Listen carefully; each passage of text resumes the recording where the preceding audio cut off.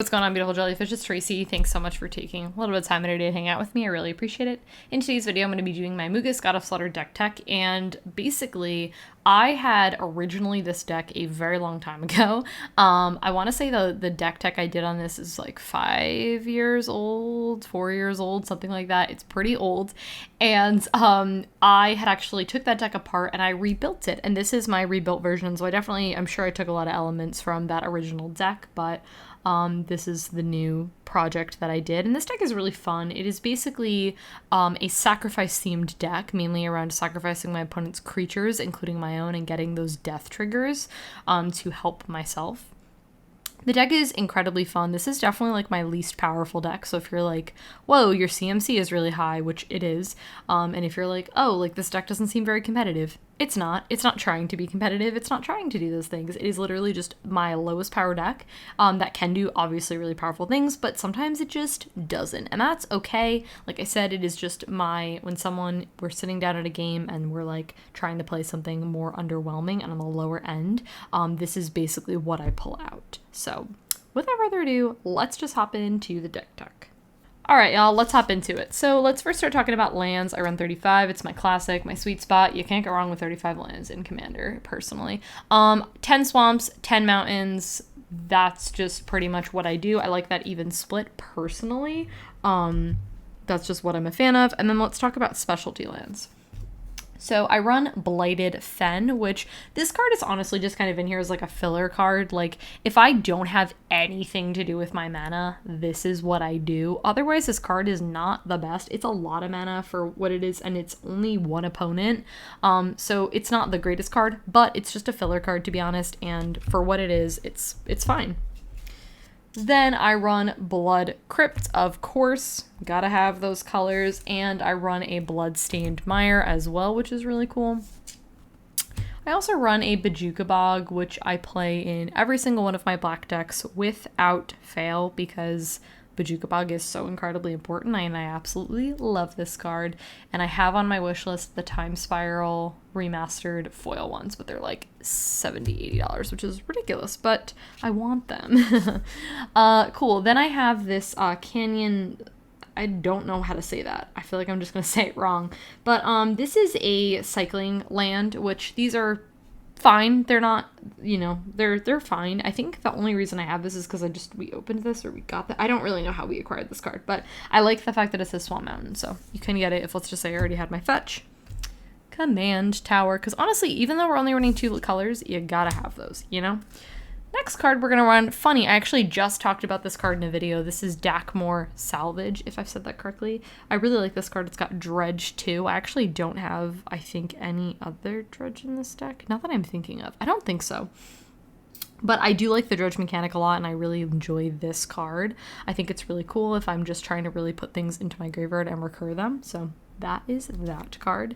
I'm just going to talk about Evolving Wilds and Terramorphic Expanse together because they are, that's what it is. I also think, too, one thing I just want to note is, like, this deck is not very expensive. It's actually way more expensive than I honestly think, which is kind of insane. You could definitely build this deck for super budget, though, just as a heads up if you're interested. This mana base is pretty cheap, I feel like, as well, But the next card is Luxury Suite. Also, how sick is this card, by the way? I feel like it's like a darker card, so it's a little hard to see, but dude, how sick is this card? I think this card is really awesome. I really enjoy these cards, these lands, where they enter the battlefield tapped unless you have 2 or more opponents. I feel like this is the perfect Commander land. I love it, and this art is phenomenal. Then I have the Bounce Lands Rakdos Carnarium, which I do actually really enjoy Bounce Lands, but I feel like a lot of times I just cut them for other things, so I do run this card in this deck. The next card I run is Rocky Tar Pit, which I believe these are called slow lands, because they are literally slow, but they are fetchable lands, which I really like, and I like filtering through my deck, even if it is just for a couple cards. The next one I run is Smoldering Marsh. This card is cool.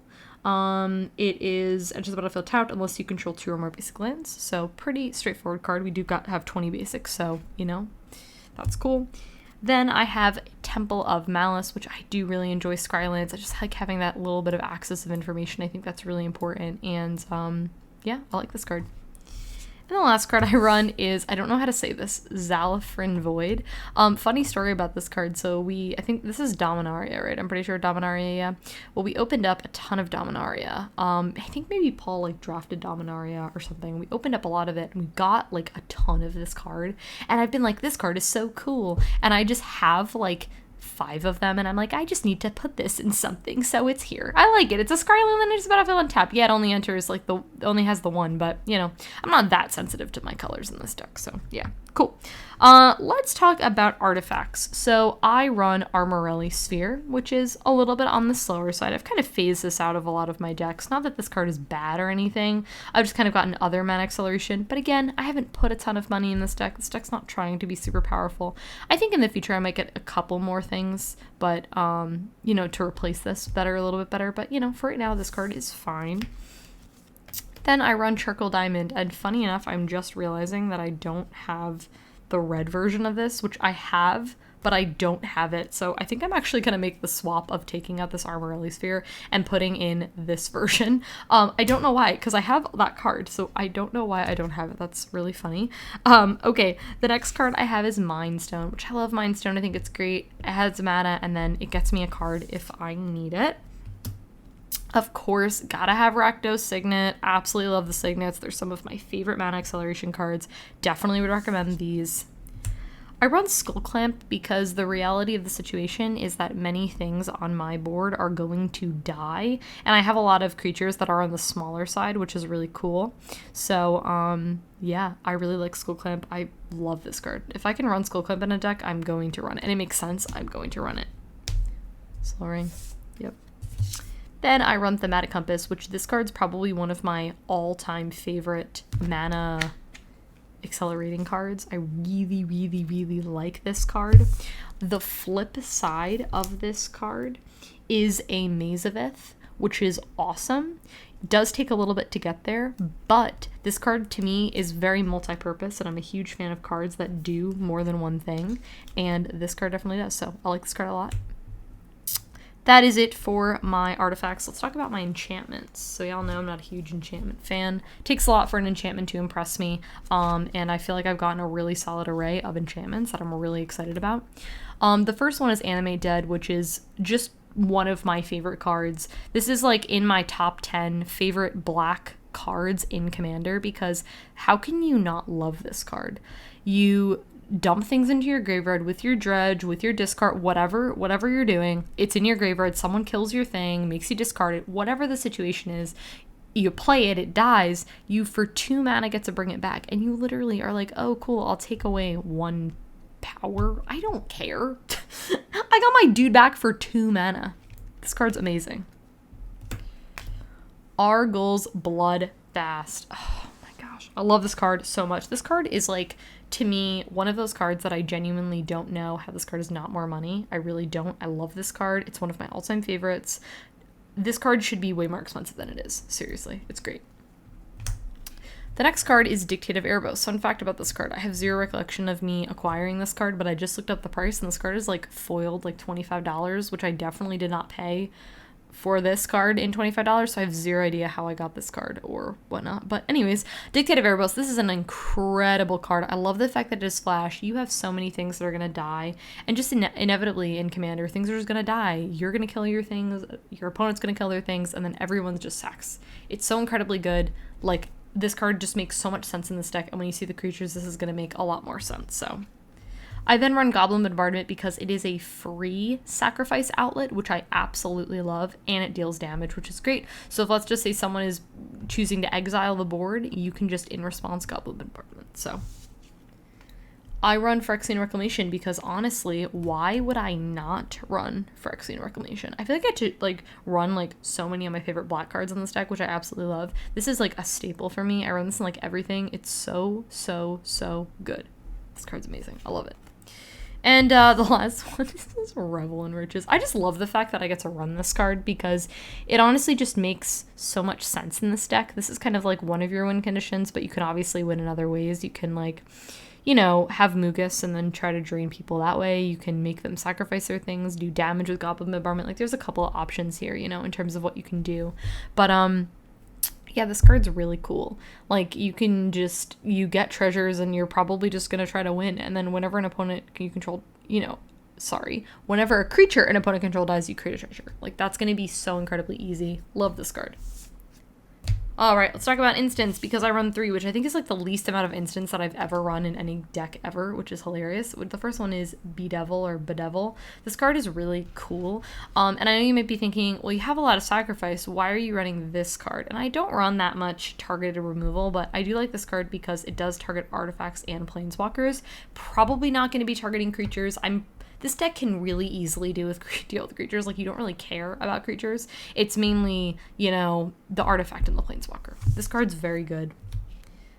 Then I run Mausoleum Secrets, and I really enjoy this card. You tutor for a black card, so it has to be black. It can't be any of the red things, but the majority of the cards either have black in them or are black. I don't have a ton of red in this deck. Search your library for a black card with converted cost less than or equal to the number of creature cards in your graveyard, reveal it, put it into your hand. So it's a pretty solid tutor. I do enjoy this card. And the last card is this kind of really funny card called Spontaneous Combustion. And this is just kind of a really cute card. I like it. You do have to sacrifice a creature, which you don't care about, and then it does 3 damage to each creature. So this is really cool because I like the fact that you could just sack something that, so when it dies, triggers, and then you do 3 damage. So if you have something like Dictative Erebos out and you've got 4 dudes, you've killed, and then let's just say the dude you sacrificed, so your opponents have to sacrifice 5 things, even if that 3 damage doesn't kill them. So this card is incredibly strong. All right, let's talk about sorceries. The first one I have is Barter in Blood. And yeah, this card's just really standard, really straightforward. Just says each player sacrifices 2 creature. This does hit you. Again, you don't care. You're trying to sacrifice your things and make other people sacrifice them, so you don't care. Get your thing back with Animate Dead, whatever. The next card is Bone Splinters, which I really enjoy this card. You do have to sacrifice a creature, which again, you don't care about, but then you do get to destroy something for 1 mana. Great card. The next card is Chain Reaction, which I really like. I think this card is really fun. It just gets to, it's like, this is a very silly card to me, right? Like, it's just a very, dealing a bunch of damage to things and hopefully blowing up the board. I love it. The next card is Diabolic Intent, which this card, if you have been keeping up with the prices like myself, this card is insanely, ridiculously overpriced right now, but it is so incredibly good. You sack a creature, who cares, and then you search your library for a card. It's just a demonic tutor with kinda sort of the upside of that, which actually, funny enough, don't have a demonic tutor in this deck because I don't have any extras. So if I do get a demonic tutor, it will go in here. So this card's great. Okay, I love this card, Disentomb. Okay, this card is also incredibly cheap, and this card is just so good. It is only creatures, so if you're playing not a lot of creatures, this card might not make the most sense, but for 1 mana, you get to bring any creature back from your graveyard to your hand. This is just, dare I say, just a very great card. I love this card so, so, so much. And bonus, the foil, first off, is stunning, and second off, you can get the foil for less than $1. Last I checked. Faithless Looting. I have a lot of more of the instants and sorcery draw card, or I guess the sorcery draw cards than the artifact or enchantment ones, and that's simply because, again, budget. I wasn't really putting a lot of money into this deck, so this might be something that might come out. With that being said, though, I still do really like Faithless Looting. You do discard what you don't really care about, and it's got that flashback cost, which I like when you've got nothing really to do. So this card, honestly, you guys, I feel like this card is just so incredibly silly. And a lot of these types of effects I took out of the deck. I had a lot more sorceries is what I guess I'm trying to say before, and then I made some changes and took out a lot of the sorceries. This was one that I just literally couldn't part with. Also, it's timestamped. Also, this art is so incredibly cool.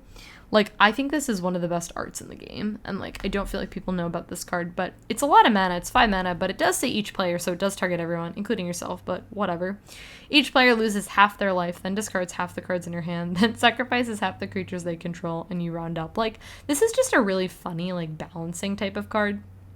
Kind of laying out the battlefields, leveling everyone's battlefield out, which I think is really funny. So overall, I just think this card is really funny and just can do a lot of, it does a lot of things and it can do a lot of damage in multiple areas. So I like this card. I think it's really funny and just kind of a cute card, Innocent Blood. I mean, this is like a classic sacrifice theme thing, right? Like each player sacks, it includes you, who cares, whatever, you sack your token, whatever, you don't really care, and then everyone sacks things for 1 mana. So good.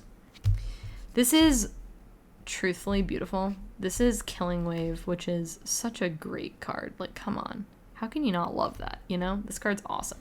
For each creature, its controller sacks it unless they pay X life, so you pay X, and then, you know, they just have to sacrifice, or they can just pay life, which either way, you're like, cool, kill your creatures, or, you know, do damage to your life total. I'm cool with both. Very simply, I have Night's Whisper. Very simple card. You draw 2 cards, lose 2 life. Very classic. Then I have Torment of Hailfire, because honestly, I feel like I had to play Torment of Hailfire in this deck because this card is so cool. They either lose 3 life or sack a non-land permanent or discard a card. So if you're doing this for a lot of mana, this is like such a good like late game card. Do this for like 10 mana and then just put people in predicaments. Like make them do any of those things. They're probably not going to want to do any of those things, you know, if you're putting a lot of mana into this card, which is how it should be played. Tormenting Voice, because again, we like to draw. And the last sorcery I run is Victimize, because I absolutely love this card. This is one of my all-time favorite black cards. Like, seriously, it's so good. I don't know if it's at top 10, but it's definitely in, like, top 20, I would say. I really, really like this card a lot, honestly. Just bringing 2 things back from your graveyard to the battlefield for 3 mana. That's ridiculous. So, cool. All right, let's hop into the creatures. So, I run 35 creatures. And, yeah, the first one I run is Anawan, the Ruined Sage. And I feel like this is in, I'm sure a lot of people's, like, vampire decks. And probably a lot of people don't know about this card or don't see this card anywhere else, which is interesting because this card is actually really cool. So it is 5 mana for a 4/3, so it's kind of a lot of mana. It is on the beginning of your upkeep, and it does say each player. So some people I feel like misread this card. Some people think it says on their upkeep, which I can understand would be confusing, but it does say your upkeep, and every person has to do it. So you really don't care because you will willingly sacrifice your things. You do not care. And then regardless of, even if you don't have anything, that's fine because you can't sacrifice him. So he's kind of like a really cool thing. This card probably is not going to last very long on the battlefields, assuming your opponents are going to kill it very quickly. Okay, then I have Archfiend of Depravity. So this is flying, and then at the beginning of each opponent's end step, they choose up to 2 creatures and then sack the rest. So this one is at the beginning of each opponent's end step. So they have to pick their creatures, sacrifice all of them. You can just put people, especially people who are going wide, in such a predicament. They gotta sacrifice their stuff that they don't want to do. This card is awesome. Then I have Ayara. Ayara is really cool. So whenever she or another black creature enters the battlefield, each opponent loses and you gain 1. And then you can sack another black creature to draw a card. I like the little bit of life drain that you got going on there. It's got a little bit of life gain for you as well, which is not really something that this deck does a whole lot of.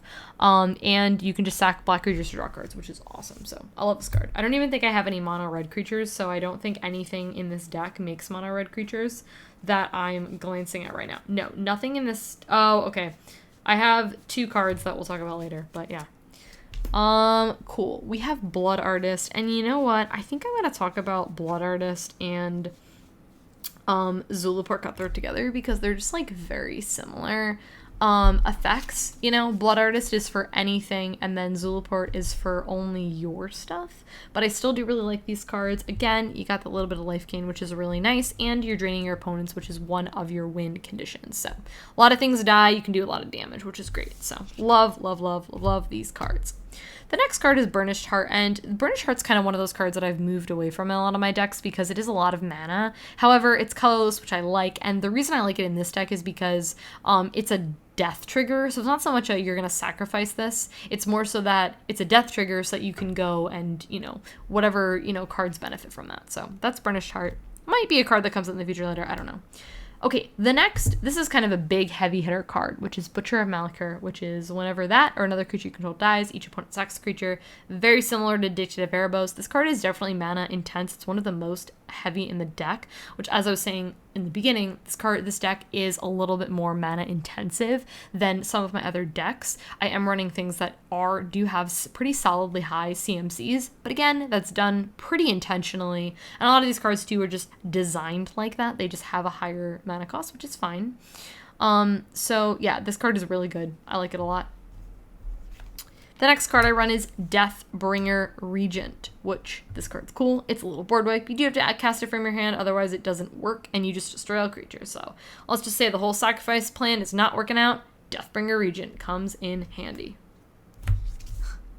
Okay, then I have Direfleet Ravager, and this is kind of like one of those, not sacrifice cards, but like losing life. Like I feel like this deck is like mainly sacrifice, and it's got kind of like the sub theme of like losing life. And sometimes those things go hand in hand and tie together where it's like a one or the other. And this is just a solid, you're going to lose life, which is really cool. This card is absolutely hilarious. I love this card. It does to each player, but you know what, whatever. Okay, the next card I have is Disciple of Bolas, which I really enjoy this card a lot. You can sacrifice your big thing or your small thing if you're desperate, you know, whatever. And you gain you gain X life and you draw X cards, where X is a creature's power. So if you're going to sacrifice your big thing, you know, let's just say, I mean, I don't know, Direfleet did its thing, and you're like, cool, sack it, draw 4 cards, gain 4 life. Like, you can definitely, gain a lot from this card. I like it. Then I have Erebos, God of the Dead, which is, correct me if I'm wrong, I believe the original Erebos. I do like both Ereboses, but this is the one that I have in here. I like this. Your opponents can't gain life, which is great because, again, you have a solid amount of ways for making your opponents lose life, and then you can just pay 2 life to draw cards, which I absolutely love. So, great card. Put these cards together because they are basically all the same thing. I have Plague Crafter, Merciless Executioner, and Fleshbag Marauder. They're all incredibly similar. These are like identical. We've got these are the same card. Each player sacrifices a creature. Yep. Plague Crafter is a little bit different. It's creature or planeswalker, and then if they don't have any things, they discard a card. And this is also a 3/2. So I really enjoy these cards a lot. These are like, I feel like there's another card too that does the same thing as this. There's one that is 4 mana, I'm pretty sure. And then I feel like, I don't know if there's another one that's 3 mana. Let me know if there is one that I'm missing that I need in this deck. But yeah, this is, this is kind of like what you're trying to do in this deck, right? So yeah, these cards are great. Speaking of great cards, we have Grim Harrowspec. This card is so incredibly strong. And I feel like this card is not appropriately priced because it's very cheap for what I think this card is. You can morph it, who cares, whatever. That's not why we're here. We're here because this says whenever another non-token creature, which is majority of the deck, so there's a little bit of token gen, not much, you control dies, you draw a card. You can draw so many cards off of this card, and this card is only 3 mana for a 3/2. I don't know who authorized this card. It's incredibly strong, and the fact that you don't even lose any life or anything is so good. I love this card. Speaking of drawing cards, I have way more card draw in here than I honestly remembered. Whenever another non-token creature whenever another non-token creature dies, anything, so it's not even just your stuff, it can be your opponent's things as well, you just get to draw cards. And it's a 5/5 with Death Touch, so it hits hard. I like this card a lot. This is honestly a pet card for me. There are definitely better cards than this, but I really like it. It's got flying, it's a 5/3, it hits decently hard, and every upkeep of yours, you draw a card unless the target opponent that you pick sacks a creature or pays 3 life. So you can be very strategic about this, you can be very political about this, which I really like. If you have an opponent that only has 1 creature, you're like, okay, pay up. You want me to draw the cards? You want the 3 life? I'm probably not going to sacrifice their creature. So you put them in a predicament. This is just honestly a card that I just won't ever take out because I just love this card. I think the flavor of this card is just hilarious. This card's hilarious. I don't know. I just love it. It's such a pet card for me. I love it. I talked about this card recently in a video, and that is Judith the Scourge Diva. Not going to harp too much on this card because I did just talk about it in my budget EDH cards, but I love this card.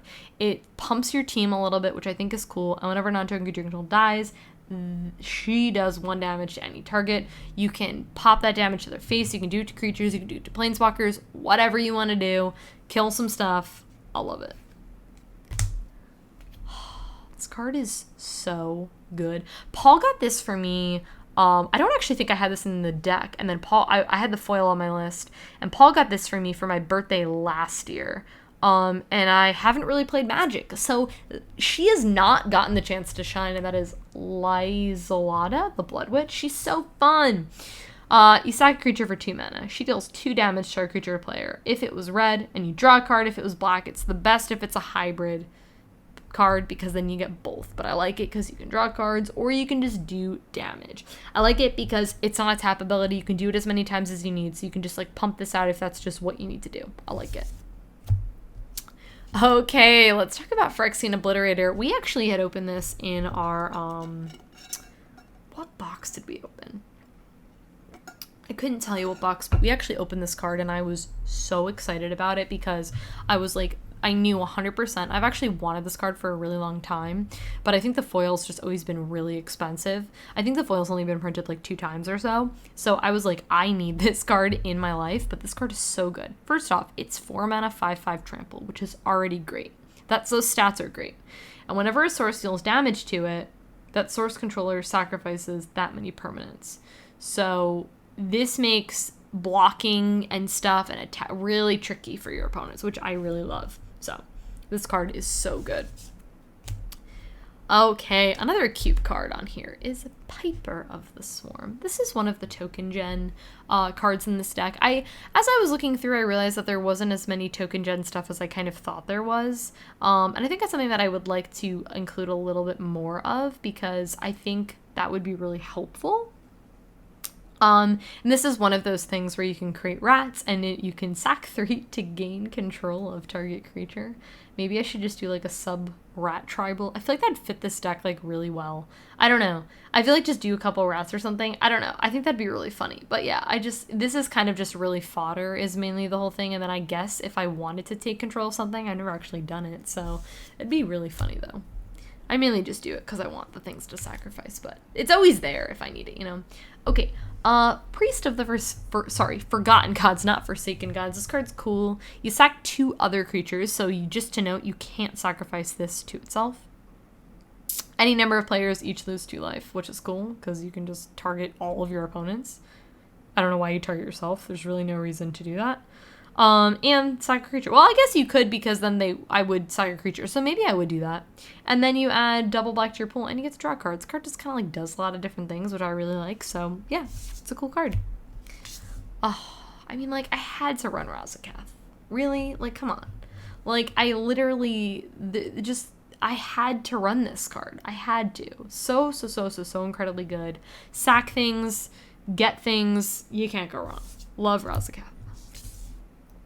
Runescar Demon, one of the heavy hitters in the deck, one of the big things. This deck does have quite a few like big stuff, you know, that also does things, and this also tutors, which I absolutely love. I love Runescar Demon.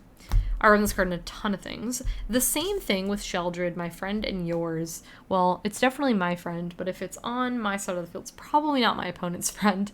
I love Sheldred. This is like such a huge staple card for me. I think I run this in like everything that I play black in, and this is just like top 10 holy grail black cards. Love it. Shriekmaw, because it's cute. And you can evoke it if you want, or you can keep it around and then use it as like fodder for something, you know? Card's great. Kills things. I like it. Okay, next up we have Sidisi, Undead Visor. No one's actually told me how to say it, so I'm just going to keep doing both. This card is cool. I like it. You get to tutor. You get to exploit something. If I've got nothing that I want to target or nothing else to exploit, I'll sometimes just exploit herself. Tutor, I don't have to reveal it. I like it.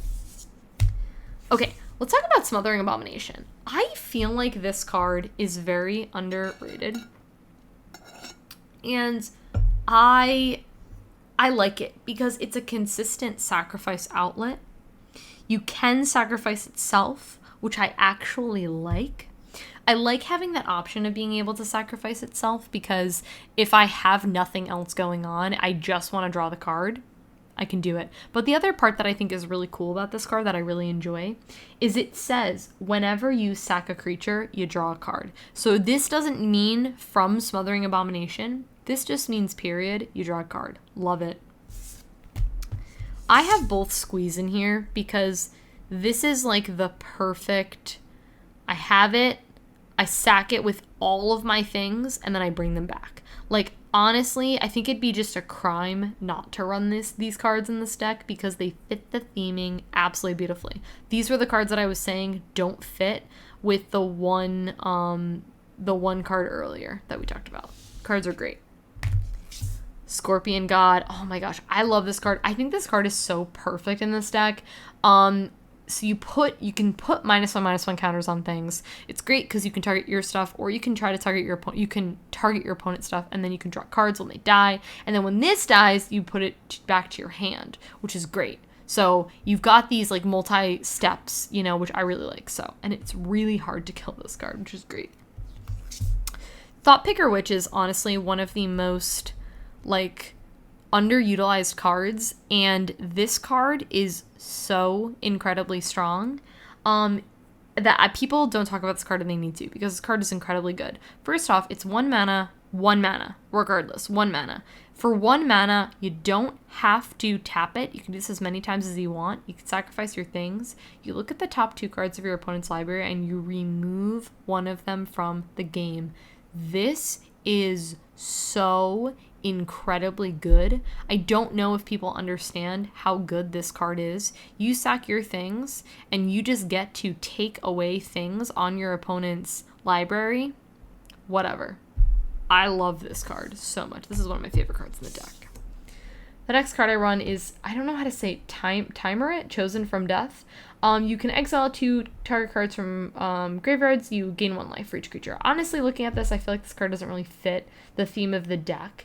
And I guess the exiling is kind of nice, but I feel like I'm going to take it out. So I think actually just really looking at this, I'm going to replace this with something else. Not sure what yet, but probably something low CMC to kind of keep the curve low, you know? Then I have Vindictive Lich, which I really like this card because you get to pick these different modes. You can just really, I like this card a lot because you can customize it based on what you need your opponents to do. So if they have a lot of creatures, if they have a really good creature, like let's just say they have 1 creature, like cool, we'll sacrifice that 1 creature you have. If someone has a lot of cards in their hand, or maybe they have 2 cards in their hand, you do that. And then losing 5 life is just always kind of really good. So this card's awesome. I love it. And the last card in this deck and the last creature is Whisper. I don't know why. The fact that this card's name is like Whisper, it just like ignoring like the rest of the title, the fact that this card Whisper is hilarious to me. Blood Liturgist. Did I say that right? Okay.